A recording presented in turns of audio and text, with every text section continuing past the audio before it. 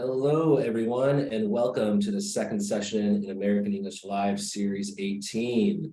We're so excited that each of you are here with us today.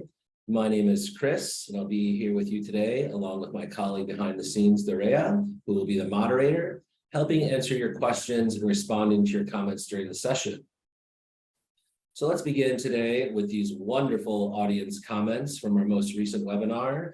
Improve student communication by developing social emotional skills with Laura Leslie.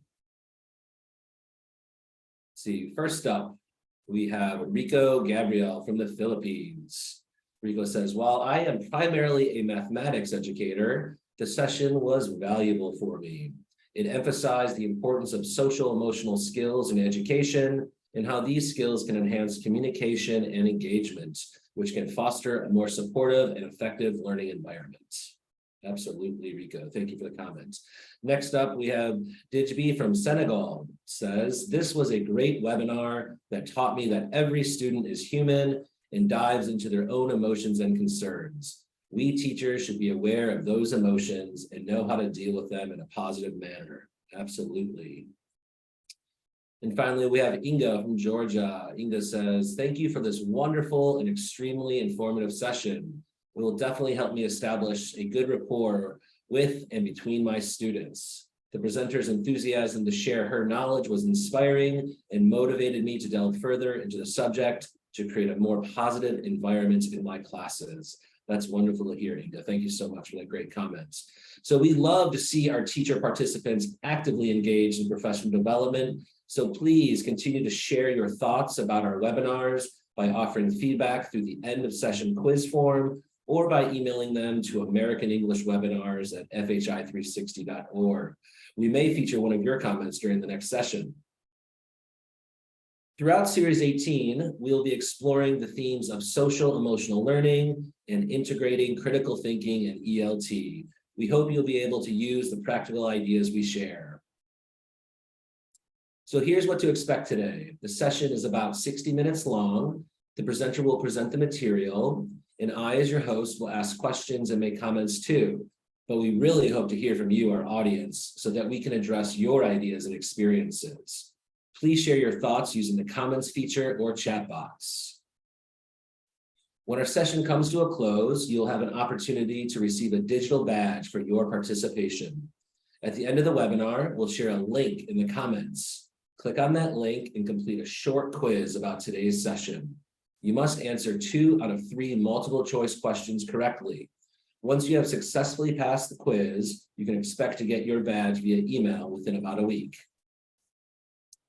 And before we begin, we want to let you know that the new issue of English Teaching Form is now available. Check out volume 61, number 3, to find strategies for turning your teaching ideas into articles. Learn about using student-generated videos productively, explore creative ways to use emojis for speaking practice, and see how to run a MOOC camp, and much, much more. Visit the link being shared by the moderator now to visit the latest issue. And now for today's webinar, Exploring Hope Theory and Social Emotional Learning Concepts through CLIL. This webinar will examine the research behind content and language integrated learning and its benefits in the English as a foreign language classroom. The webinar will also share tools for teaching English using hope theory and social emotional learning as the content. The tools presented will be flexible and adaptable for different text and proficiency levels. And now we are pleased to introduce our presenter, Dr. Donita Grissom. Donita is a PhD TESOL graduate from the University of Central Florida. She has over 23 years of experience as a researcher, curriculum developer, culture expert, and coach for ELT educators and pre-service teachers in the United States and abroad. Donita has been a U.S. Department of State English language specialist, and she has conducted numerous workshops and keynote addresses empowering teachers and students through Snyder's Hope Theory. Her research interests include hope theory, SEL for teachers and students, current tools and techniques in English language teaching, and pre-service teacher education. Welcome, Donita. We're so happy to have you here today. Thank you so very, very much. I'm honored to be with all of you, and I'm excited to teach about one of the topics that's really closest to my heart. So let's get into it, okay? And thank you, Chris, for going over our agenda items today. And without further ado, I'm going to start with defining content and language integrated learning. From here on out, I will call it CLIL. And we're going to talk about its benefits in the English as a foreign language classroom. So let's move forward, please. So content and language integrated learning, CLIL. It's an approach to teaching English through a content subject. For example, I have a couple of examples. So let's say you're a primary EFL teacher and you're in an English class, but you're using a unit on the solar system to teach the English. That is an example of using CLIL to teach English. Perhaps you're a secondary teacher and you're teaching in your English class about protecting the environment. So that's another example of how you use CLIL. So let's talk about the benefits of CLIL, well, in just a moment. But first, I want to ask you, what subjects do you use to teach English? What CLIL subjects do you use in your English classes? Yeah, everybody, let us know right in the chat box about what subjects do you use to teach English related to CLIL. We'd love to share the different subject areas that you are teaching. And while we're waiting, Donita, for people to chime in, I want to share lots of greetings. People from Cameroon, Robert says hello and greetings. And then lots of teachers from all over the world who are joining us today. And let's see, we've got, yeah, so exciting. So we have Karen saying that she teaches science, math, and history. We have Gilda saying biochemistry.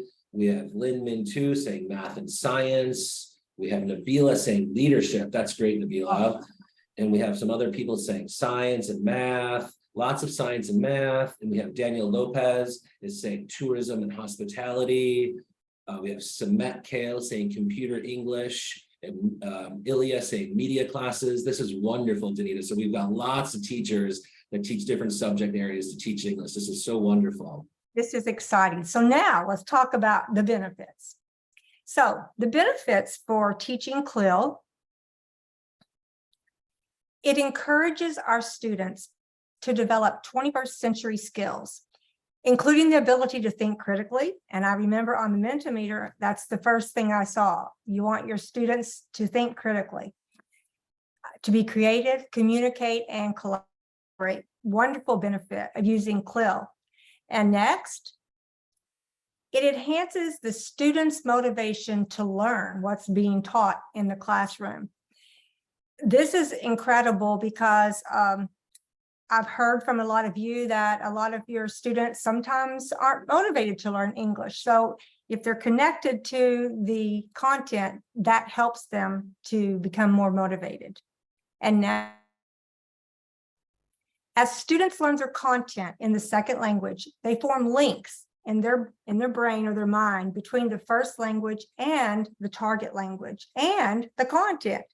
So that's a beautiful thing to see those things happening. Next. So Chris, I'm going to ask you a couple questions as an anticipation guide, and I want to see if you think the answer is true. Okay? Sounds great. I'm ready for it. Okay, so let's go. If the topics are chosen with student interest in mind, the learners perceive it as more interesting and can perform better. Is that true or false?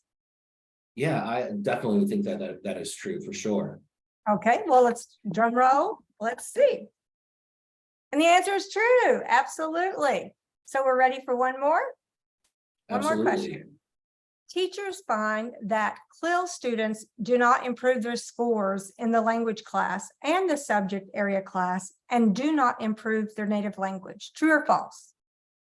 Okay, so I think they are for sure learning more vocabulary in English about the content. So hopefully they're learning about the content in their native language too.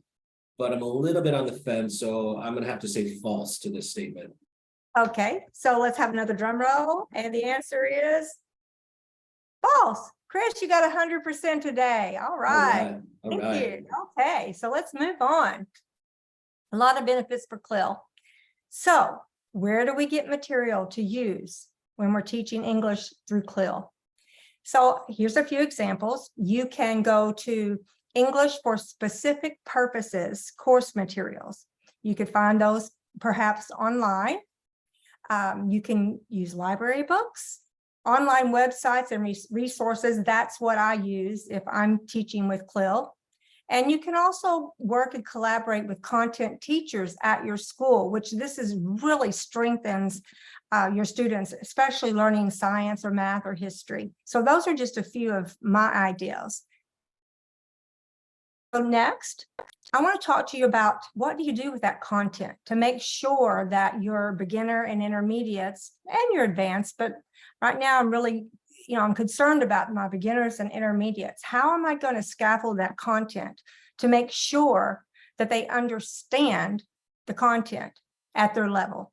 So I'm going to start pre-teaching the necessary and vocabulary before I get into a text. And I'm going to use pictures or videos, simple language, real objects, gestures. I'm going to become an actress. And another thing I like to use, I like to have a glossary. And that would have the first column, I would have the word solar system, a translation, a simple definition, and a picture. Now, with my secondary students, I help them, like in small groups, and I can travel around then, I help them create this glossary. But with the younger children, I would provide this for them. So this is something I would do first before I get into the text and the teaching in class about the content to make sure they can understand. So next, another thing that really concerns me is the language of the text and language of the questions when we're teaching English through CLIL. So for example, here's a sentence from an original text. Our solar system consists of our star, the sun, and all the other planets, asteroids, and comets that orbit around it. So I took that and I put it into rewordify.com, which is a tool I use, and it gave me this simplified sentence. The solar system is made of the sun, planets, asteroids, or space rocks, and comets, balls of ice and dust that go around it. So for the beginner, I just created a bulleted chart there. So this helps them at their particular level to understand. So I want to scaffold this for them so we can work on the language to learn the content and be able to pull them up through the proficiency levels. So next, so I want to hear from you because a lot of you use CLIL. Well, where do you find your materials for your CLIL lessons? And I'm going to take notes. Yeah, everybody, let us know in the chat box about where do you find your materials for teaching CLIL lessons. I know Donita is ready to take some notes and you guys are going to have lots of great ideas. Let's see, Donita, we have Nala saying that Voice of America is a really good resource. Yes, I totally agree with you, Nala. VOA is a great resource. Let's see, we have lots of people saying just online. We have Nabila saying TEDx video, YouTube, Discovery Online. Let's see, American English website. We love that one. That's a great one. Lots of Voice of America. That's great. We love Voice of America. Absolutely. And then we have Delgado Rodman saying that he uses magazines and articles. That's wonderful. We have Jasmine saying OERs. We love open educational resources. And just, yeah, lots of the internet, radio stations, TV programs. So lots of great resources and places teachers find materials for teaching CLIL lessons. Thank you so much, everybody. Great responses. Keep them coming. Sure. Thank you for sharing. I really appreciate that. So now we're going to move on to our next portion of today. And we're going to examine hope theory and how it relates to social emotional learning and talk about those benefits of hope operational thinking, which I will explain thoroughly in my next section. So here we go. So when I say the word hope, what's the first thing that pops in your mind? Please write in the chat. What do you think about when I say hope? Yeah, everybody, let us know when you hear Donita say the word hope, what is the first word that pops into your mind? We'd love to hear what you guys are thinking out there in the audience. And by the way, Donita, people are continuing to say hello and just continuing to share where they find their resources for CLIL. Thank So you. let's see. So Samet Kale says when they hear the word hope, they think of future. That's great. So we have Freddie saying positive things. We have Shireen saying a better future. We have Gilda saying love. We have Maria saying chance, and Luis, good news. We have Iman saying something you want to happen or wishing for certain things. And we have Ilya saying attitude towards failure as an experience. And then lastly, Auret says, when I think of hope, I think that I can do anything that I want. That's wonderful. So hopes and dreams. Awesome responses. Thank you much. Thank you so much, everybody. Thank you. So let me share with you now the definition of hope according to Dr. C.R. Snyder, who developed hope theory and has been researched years and years and years. Perceived ability to produce strategies, we call that pathway thinking, with motivation, we call that agency thinking, to meet goals and or solve problems. So there are three components to hope theory, and all three components must be present in order for hope to be happening. So you have a goal or a problem. I call that the what. What is it that we want? What is it that we need to happen? Pathway thinking, which is the how, it's the strategy. So how, what steps do I need to take to solve the problem or meet the goal? And then agency thinking, that's the self-talk. That's that voice in your head. And all of us have that, right? But is it motivational or not? Is it encouraging or not? And we're going to talk about that today a lot. And that provides the energy to move forward through the strategies to meet the goal or solve the problem.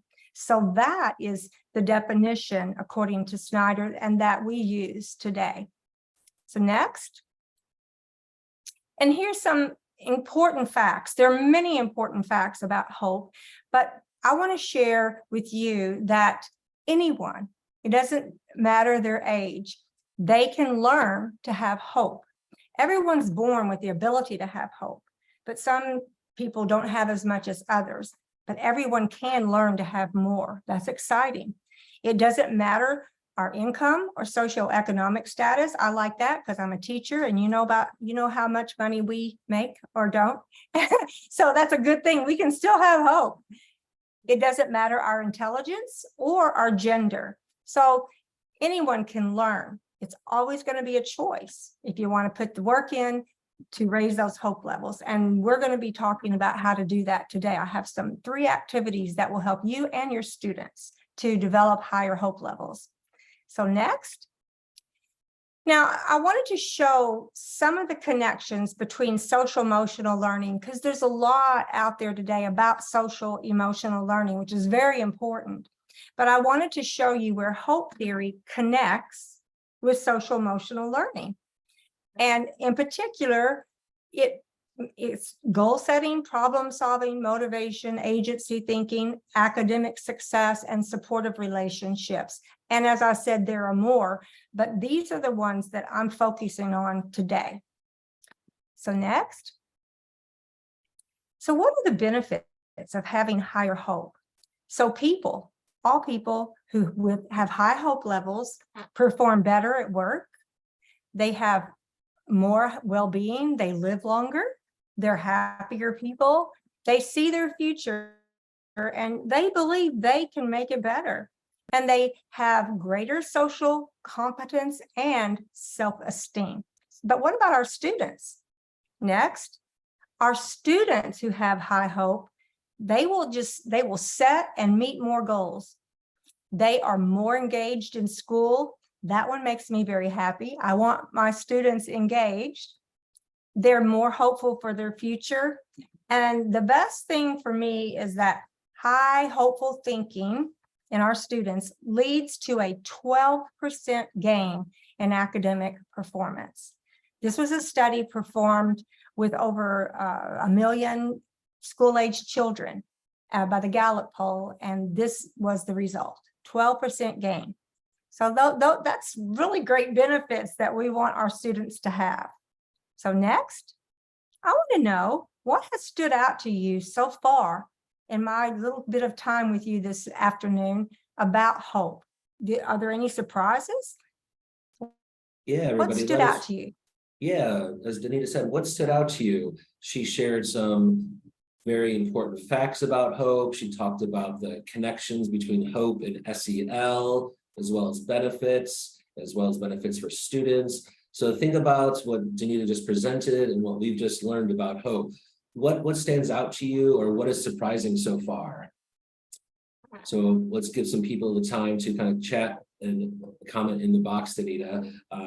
So we have Nancy Ann saying that anyone and everyone can acquire hope. And we've got a teacher saying that they're surprised that it's a 12% increase in academic performance. And then Freddie's just saying, wow, this is great, and how much it can benefit students' learning. And then we have Nala Nassar saying, what does Nala say? She says, I think of hope as always something abstract, but now, Donita, thank you, it has more of a concrete meaning for me. That's wonderful. And then we have Ilya saying, hope seems to be an active process, not a passive wishful thinking. Absolutely. Right. And then Carlos Asada saying, all of us are able to get hope and apply it in an effective manner. This is great. And then Haricia says, any student can excel with the right amount of hope. These are wonderful comments, everybody. Thank you so much for sharing. Okay, so let's move on to last agenda item. So now I'm going to take 3 strategies and share with you of how we're going to weave hope theory components through 3 activities, and while teaching with CLIL in the EFL classroom. So we're going to put all this together, okay? And our bigger goal is, as we do that, as we put these things together, the hope levels of your students over time will increase. So this is what we're going to do. So my first activity, I call it the Hope Action Plan. And my goal in using this activity is to increase levels of hope by increasing what I have coined as hope operational thinking, or I call it hot thinking, which is critical thinking about goals, pathway thinking, and agency thinking. So the first step always, and by the way, this will be the only lesson you actually teach about hope. Everything else is weaved into everything you do in your classroom every day, okay? But the first step is to teach children what hope is, just as I've taught you this morning. And then next, you're going to model with your students how to use the Hope Action Plan. And by the way, it will help you too in your goals and problems with your life. So the students can use this Hope Action Plan in a variety of activities for different purposes. For example, a class assignment. As a teacher, I use the Hope Action Plan when I'm sharing an assignment with my students. So for example, I will put in the Hope Action Plan what the assignment is, the strategies, how do they need to go about doing this activity, who can they ask for help, what are you thinking right now, and how can we change that thinking? So class assignments are really important. Their personal goals, academic goals, any personal problems, classroom management. And I wrote something down, conflict resolution. Someone had that in their Mentimeter. The Hope Action Plan would be a wonderful way to address those. So let's move to the next slide. This is what the Hope Action looks like. You'll notice that you have the 3 components, and I have added Hope Agent. Who are you going to ask for help? So you would complete this Hope Action Plan. And if you look at the next slide, I'm going to show you an example. So let's just say that a student has a problem.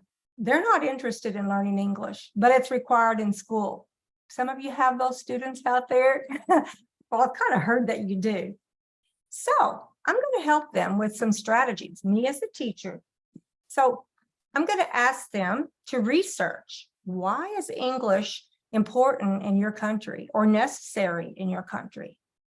And then I'm also going to ask them to find out why having a bilingual brain is important for them. So as they do that, my hope is that they're going to find reasons that maybe I should be interested in learning English. And I want all of those important things that happen to me because I have a bilingual brain. So that's my hope for my students. But let's look at their thoughts. So they have thoughts like, I don't need English. But they could change that thought maybe into, well, maybe I try to enjoy learning English. And how will they celebrate? Hopefully they'll celebrate every step of the way when they're learning the English language, and also by telling their friends. But who would they ask for help? Maybe they'll ask their older brother who's already learned English. So this is just how you can take a problem or goal, put it in the Hope Action Plan, and as the students do this over and over and over in their daily life, they start having this hot thinking cycle, and automatically each time they do this, their hope levels are rising. Okay, so next slide. So can you think of another problem or situation that maybe you could create a Hope Action Plan for in your class for your English language learners? Yeah, everybody, let us know. So Donita shared a problem or a goal of the students not having motivation or being interested in learning English. So what about you? What are some of the types of problems that maybe you've incurred as a teacher that you would like to create a Hope Action Plan for? Let us know in the chat. And while we're waiting for those to come in, Donita, we had one question from a teacher out there asking, they love this Hope Action Plan, but is this a type of survey that you would give your students? Is that something similar? I would just use this table, and it's something, or they could just write it themselves in their notebooks. Yeah, but I would have them, for me, I like the table because it gives them a specific place to write. That's the way I like to use it. Perfect. And then we have Nancy Ann says that she loves this example because it fits so well with her learners. And she comments that this is exactly what she recently encountered with her students not being interested. Okay. Yeah. And then, so she's looking forward to implement this Hope Action Plan in the future. And then we have Juan Martinez Acosta says, this Hope Action Plan works perfect for a course opening in order to know what our students are expecting from the class and us as the class facilitators. So wonderful. True. Yeah, it's great. I've never thought of that one. Thank you. That's a really good one. Yeah, and then Justin and Jasmine says, this would be really good to learn the students' goals, both their short-term and long-term goals. And then just basically people are just saying any kind of unfamiliar topic that they want to get their students interested in or to teach them about a specific topic. We have Lords saying motivating our students to come to class in the first place, to come to class face to face. That's a really good one. Yeah, it sounds like Lords has a hybrid teaching model with part online and in person, so to improve motivation. So, and finally, we have Nala saying that, oh, I like this so much. It's somewhat similar to a needs analysis, but it takes emotion into account as well. Absolutely. That's great. And as you incorporate this daily, it will become something that the students will automatically do. And, they're just going to think through these things every day. But it takes time. It takes practice. This won't happen overnight. But I noticed that Lizette said that she would use it with her students who fail to submit their assignments. It's really great suggestion, because we may automatically assume that it's because something that they're just being lazy, but there could be other reasons. And maybe they need the help of us to give them strategies for whatever is happening with the student. So thank you for all of that. I really, really appreciate your participation. So let's move on. Next, please. So now the next activity, I call it flip the script. Now, let me tell you what I mean by that. So when you see my picture, it's the voice speaking into the ear. When you have that thought, that's a limiting thought, or you can say a negative thought, something like, I'm no good at this. I never can do math right, or whatever it is. Why should I even bother? Those I call limiting thoughts or negative thoughts. And when I flip that, I'm going to flip it to something more positive, more motivating, more encouraging. For example, I might say something like, I may not have been able to do that in the past, but I'm going to try really hard to use these strategies. So you're going to flip it around. You're not going to stay stuck in that negative zone. Okay. So that's what I call flip the script. Hope hacking thoughts, that's what I call the negative statements. So I call those the hope hacking self-talk. And when I flip, I'm going to flip it to a hot self-talk, operational thinking. So here's a couple examples. I've never done this before, but I'm going to change that to, or flip it to, it's an opportunity to learn something new. Okay.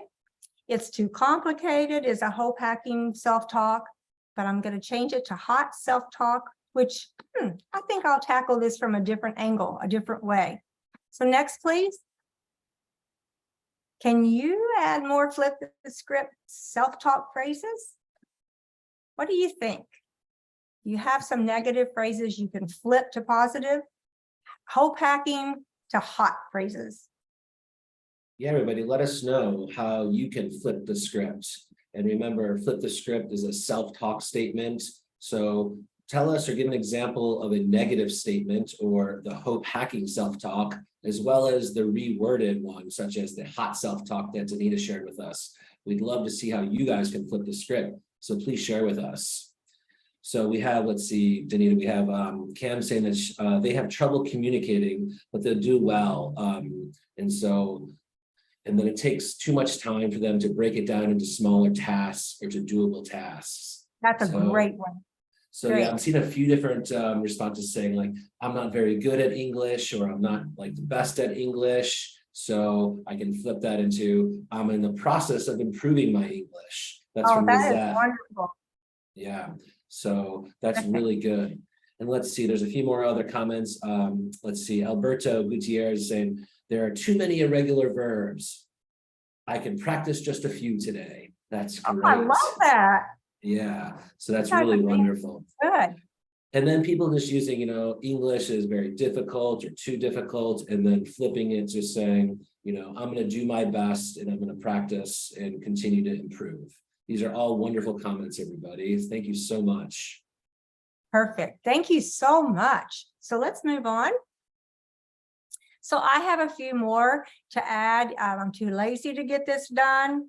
And you can flip that into, I think I'll just re-examine my priorities so I can make sure that I have time to get this done. Or there's no way it will work. And two, I can try to make it work. And it's too radical of a change. I don't want to do it, whatever that is. But the hot self-talk would be, well, let's just take a chance.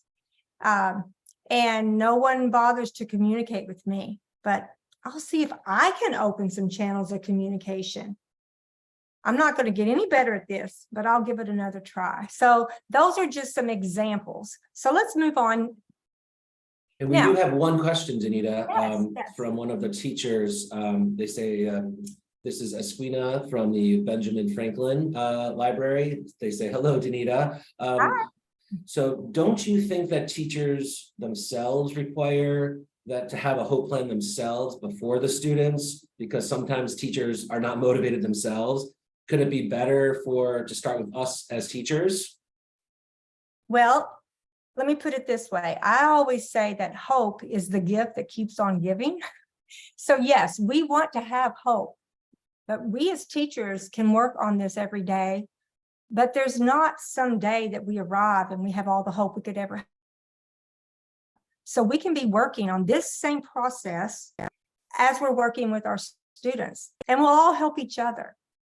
I love that point that you made, because when I work with teachers, this is something I truly find. They're saying, I need this for my own self. And that makes me very happy.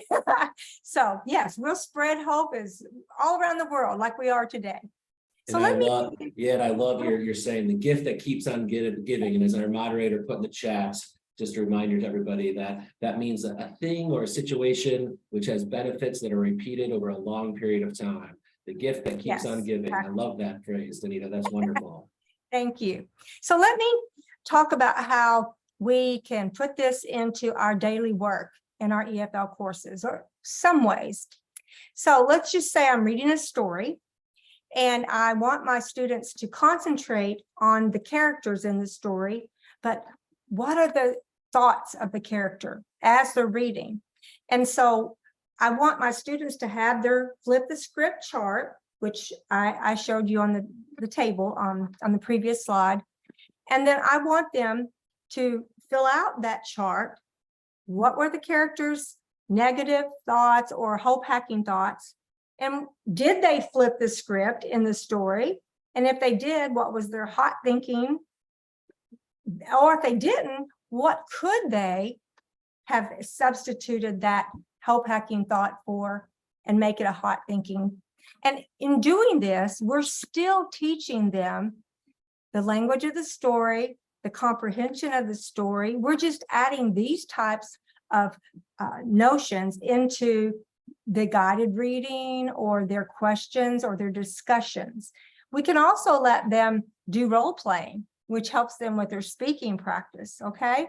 So we want to remember as we're doing these stories that we need to pay attention to scaffolding the content as we covered earlier. So this is as you're reading stories that you can incorporate the flip the script activity. And we Next. have we have a wonderful comment for you, Donita, Yes, as well. thank This you. is this is from Nancy Ann. She's saying that she likes flip the script statements because it is not only students who face challenges, but also us teachers. Hence, Yes. these sentences are also very, very useful to us teachers. So she continues, Nancy Ann says, Thank you. one could plan to do a lesson in a certain way, but then it doesn't really go the way you planned or anticipated. So hence, as teachers, you can say that I will try again in a different way and adapt to see how it works. That's a great comment. Thank you so much, Nancy, Yes, for that thank comment. you very much. And let me just pull this in here now. When we flip the script and we replace it with a hot phrase, this is not going to be automatic. It takes time to practice these hot thoughts over and over. And that's why I'm suggesting that we use these activities in our daily work with our students. Because over time, as you mentioned earlier, over time, then those negative thoughts that automatically come, those hope hacking, over time, our brain will rewire itself with the new ones. And eventually, those hot thoughts will be the automatic thought. That's brain research. I read more about that last night. That's the exciting part of all of this. Okay, let's go to the next slide. So I'm going to show you just a little example from just a little sentence in a story. So the main character wants to play basketball, but he did not think he was tall enough.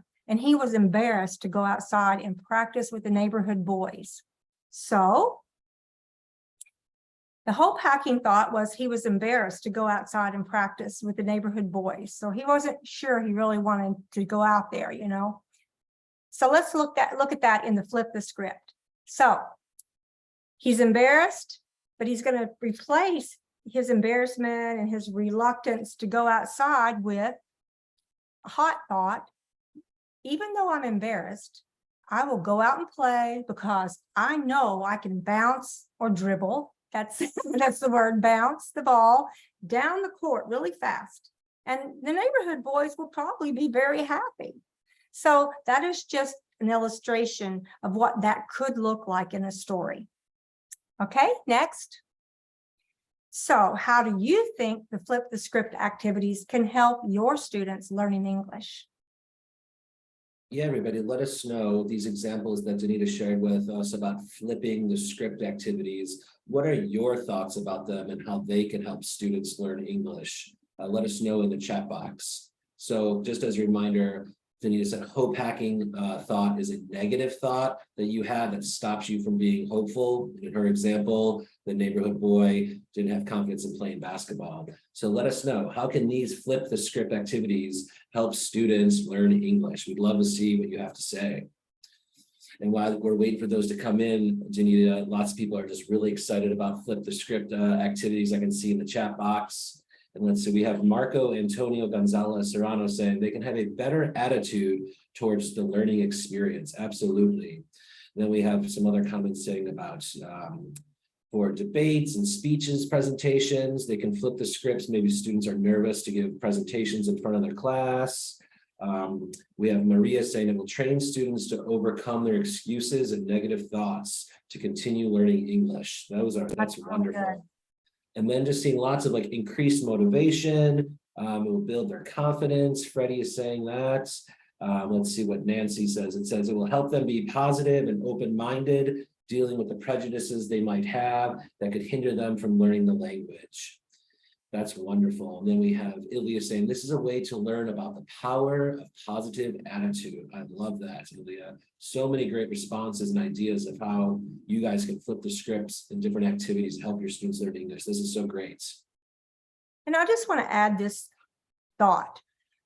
Some children at home, they don't hear these positive things about themselves. They hear the negative. They hear, you're no good. You're never going to amount to anything. You're never going to do anything in your life. And so for them to hear these things at school in their daily work in their classrooms, they may not believe it at first, but I promise you that as they continue to hear it and learn it and see other people and even see their progress in something that they're really trying to do, their confidence will rise eventually. So I just want to encourage you, as wonderful teachers you are, you're the ones that are with our children more so sometimes than the parents. So you have a really huge platform to help all of our students. Thank you. So let's move on. So my next activity, I call it the hot thinking cycle. So what that is, that's hope operational thinking, which is critical thinking about goals, pathway thinking, and agency thinking. So you can use this when talking about any goal or problem in any content area or with any personal goal or problem. The benefits are it will increase hope levels over time and the ability to think and speak critically in English about the content areas, including the hope theory components.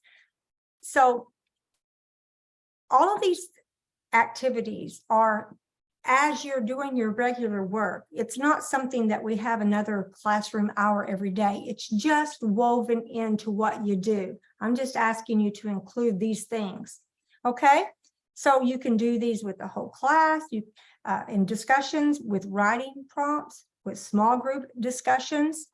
And I just want to remind you again that as you're using whatever content with CLIL, that you're scaffolding the content, practicing listening, speaking, reading, and writing, but also have them talking about the hope operational thinking, the flip the script, the hope action plan, etc. Okay. So I'm gonna share nice comments with you, Donita, too. People are definitely agreeing with you about the critical thinking. And I want to share a comment from Andrea Romero about they say enhanced creativity, and talking about these activities that you shared, saying these activities stimulate creativity and imagination.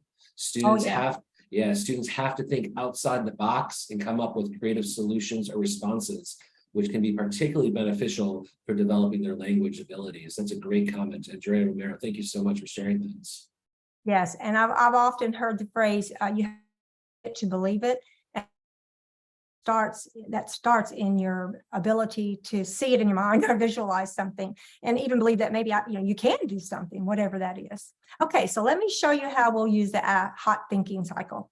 So basically, I took the hope action plan, okay, but I added specific questions we can use for each of those components, okay? So I have questions about goals in particular, and someone mentioned this earlier, but how can I break that big goal or that problem into smaller steps? That's goal theory. And our lower hope students and people, they don't always they're not always able to see how they can break it into smaller steps. So as teachers, we need to be able to help them, because that's one of the reasons low hope people don't even try, because they can't see a way to do it. So how can I break that goal into smaller steps? And then the strategies, what ways can I use to meet this goal or solve the problem? They don't automatically have strategies. We have to help them with strategies. So for example, a teacher may say, I want you to go home and study for this, test tomorrow. But did you know that I found out my high school students didn't know how to study for a test?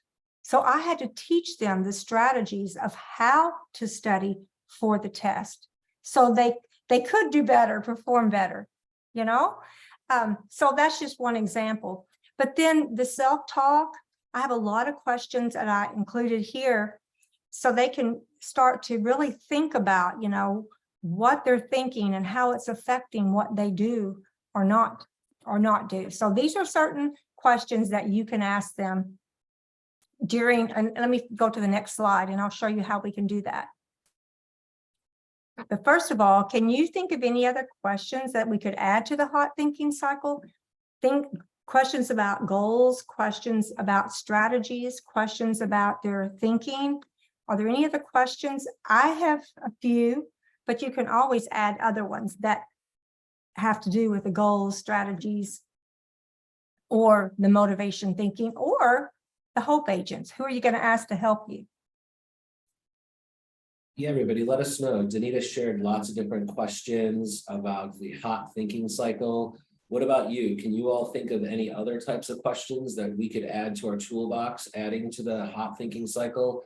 Please let us know in the chat box. And I'm seeing all these great comments, so keep sharing all of your insightful perspectives, everybody, and your experiences. We love seeing them in the chat. Your ideas and your thoughts really enhance all of our learning experiences, and we're learning together. So yeah, please let us know. What other types of questions can you add to the hot thinking cycle? Let's see, Donita, we've got Ilya saying, her question is, how will I celebrate my successes? And then we have Ayun saying, what other valuable, helpful thoughts can you share with your partners? I like that. And Marco says, who is a good example of a skill I want to learn? And then we have Grace Morrow saying, who has won this before? And that's Grace from Tanzania. Hello, Grace. Thanks for sharing. That is great. Yeah, I love those. Yeah, this is great. Let's see. Then we have Arla saying, what are the benefits of doing this? You can ask your students that. So lots of great questions, everybody. Let's see. All of those. Yeah, and then we also have Juan Martinez saying, what do you need to do to solve these problems? So lots of different questions. Or Freddie says, how can I keep track of my progress? And Lords, why did you choose that goal? These are all great questions that we can add, aren't they, Donita? Yeah, those are great. So now I'm going to have to go revise my hot thinking cycle, because I love all of those questions. Thank you. So Let's move on. So let's talk about, again, weaving these activities into your English class as you're using CLIL to teach English. So we've already talked about your students will benefit from using the HOPE action plan, the hot thinking cycle, and flip the script activities with any content that you choose to teach English with in your classroom. Remember to scaffold the instruction for your students learning with CLIL. You can use the HOPE action plan, hot thinking cycle, and flip the script activities to help them over time raise their HOPE levels. And remember, your students with higher levels of HOPE will benefit in doing better in their academics, that 12% gain over time, their self-esteem, their critical thinking, and much, much more. Okay, so let's move on. So Chris and I are going to do a little example of what this HOPE thinking cycle might look like. So I don't know if you've heard of this little children's story about the 3 pigs, but this story is about 3 little pigs who've built houses, and the wolf comes along and he huffs and puffs and blows the houses down, some of the houses. So that's just a little. And I'm going to ask Chris some questions using some of my hope cycle questions. Okay, so let's move on. So Chris, what was the problem the pigs were having in this story? Yeah, I love this story, Donita. I would say the problem was that the wolf wanted to blow their house down. Okay, so how did the pigs solve their problem, Chris? So after the first two houses got blew down, if I remember, they went over to their brother's house, which was a brick house. And so I believe then they made a pot of soup, and then the wolf came down the chimney and the wolf fell in the soup, if I remember correctly. Okay, so that solved the problem, right? You got it cooked the wolf. Yeah. Did the pigs have any hope hacking thoughts in this story? Yeah, I mean, they were definitely scared, right? So, and they never gave up. And I should have asked or mentioned too that they also could have like asked for help too, right? Yes. They could have like asked the farmer or their mom or some other animals. But yeah, their hope hacking thoughts, I believe, was that they were scared, right? But then they never gave up. And so they were resilient and moved on. That was really good. So how did the pigs at the end of the story? Well, they went from being scared to being very happy. They cheered up and then they lived happily ever after. So, if they ever had a wolf come again, do you think that they would still be afraid, or would they know what to do? I think now that having the hope that they went through and they had that experience, that they would overcome that and they wouldn't be scared anymore.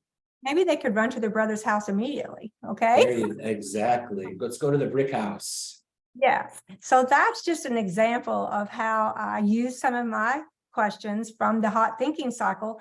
But I want you to notice that Chris had to comprehend the story, the elements of the story and the characters to be able to answer my questions. He had to use the English language and so on and so forth. Now, I could have asked more types of questions to make sure he comprehended, but I was able to weave my hot thinking cycle into this discussion. Okay, great job, Chris. Yeah, and Donita, we've got, of course, teachers from all over the world, and I see a couple of teachers saying, oh, we have a similar story, but in our culture and country, we use the story with goats, which I found very interesting. Okay. And then, yeah, there's some great comments too coming in that I want to share before we go on. Jasmine says that for sure she's going to do these 21st century activities with her students to help foster those skills, namely the communication and collaboration. And she gives a big shout out. Thank you to Donita. And then we have Nur Kalkan saying that they can see challenges similar to theirs. I assume they're talking about the students, and that this can help the students use flip the script method. Absolutely. Good. And then we have one more comment. We have Nora Rafwood saying, whatever countries we're living in, I think these strategies can be helpful and we can adapt it to or modifying it according to our classroom culture. Absolutely. Exactly. That's wonderful. That's always the case. That's a very, very good point. Thank you.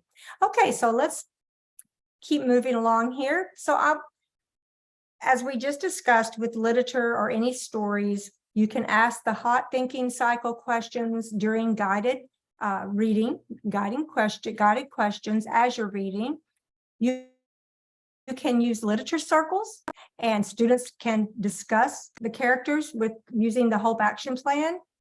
They can do the flip the script plan as I showed you with the characters in the stories. They can discuss strategies the character could have used to reach their goal or solve their problem. So that's getting into some higher thinking questions. Students can discuss who they could have asked for help, and they could talk about ways the character could have celebrated. So these are just some ways that we can weave the content with our hope, hot thinking and hope action plan and flip the script. Next. So we have learned that these 3 activities will help students raise their hope levels. How will these literature activities increase their English proficiency? Yeah, everybody, let us know in the chat about how these literature activities will help increase your students' English proficiency. When I give them some time, Donita, there are a couple comments. People are just saying, I really like the story. It's really useful. It's a great way to teach students using popular stories like this to teach students to become more resilient. And she greatly appreciates you sharing these ideas. That's from Carolina Lakeo. So thank you, Carolina, for that great comments. We love this too. So yeah, once more, everybody, please write in the chat about how do you think these literature activities could increase your students' English proficiency? We'd love to hear from you. And let's see, we have Daniela saying that students will develop reading for gist and reading for details and micro skills. Absolutely. Okay. And some other, to increase the proficiency, we have Marco said that it will get the students to have a better attitude towards reading. Arturo is saying through text comprehension, vocabulary, and culture. Lots of great ways to increase their proficiency. And they will be motivated to talk and participate in a non-threatening environment. This is wonderful. I like that. Great comments, wonderful. everybody. Thank you. Okay, so let's move on. So students, they like to tell their stories. They like to write about their stories. So I like to use the Hope Action Plan and or the Hope Thinking Cycle and or the Flip the Script as templates for my students to write about certain goals that they have or certain problems. So that's one of the ways that I would use personal stories with my students using these 3 activities today. And next, in science, history, math, any other topic, we can use these, the Hope Action Plan, the Hot Thinking Cycle, and the Flip the Script. Let's say, for example, in history, if you're studying about a historical person, you can use those thinking questions, you know, what kind of problem did this person have? How did they solve the problem? And so on and so forth. In any assignment that they have in science, math, any unit they have, they can use that Hope Action Plan to plan their steps and who they're going to ask for help. So those are ways that we can weave, other ways we can weave these activities into any content area. Next. So today, look what we did. We went over CLIL, its benefits, Hope Theory and their benefits, and I taught you 3 activities that you can weave in your everyday activities to increase hope levels over time with your students. So my last question to everyone, we have 1 minute, I believe. What are some other ways that you can use these ideas when teaching English through content topics? Yeah, everybody, as we wrap up, let us know. Donita shared some great ideas and some great ways, but we want to hear from you, our wonderful audience, about what do you think are some other ways you can use these ideas shared today when teaching English through current topics. We'd love to hear from you. We've got Zena Kim saying that they say, I think it can help develop reading and speaking skills. Lots of people saying improving students' just general vocabulary and confidence when speaking English. Lots of great comments coming through. So thank you everybody so much for your wonderful comments. We have Karina saying, yeah, lots of vocabulary comments, Donita, and different actual feelings, talking about emotions and allowing students the ability to kind of express themselves in English. These are wonderful. Well, I want to thank you all so much for spending this hour with us. It really means so much to me. And I hope to hear stories one day of how you use these activities in your class and how they helped you and your students. Till we meet again, goodbye. Thank you so much, Donita, for a wonderful webinar. Thank you for sharing the research behind the benefits and the content in language integrated learning, as well as sharing adaptable ELT classroom examples using Hope Theory and social emotional learning. I know I learned a lot. I can't wait to use it myself. But of course, our audience, our wonderful, wonderful audience, we'd like to thank you, of course, for your awesome engagement and participation today.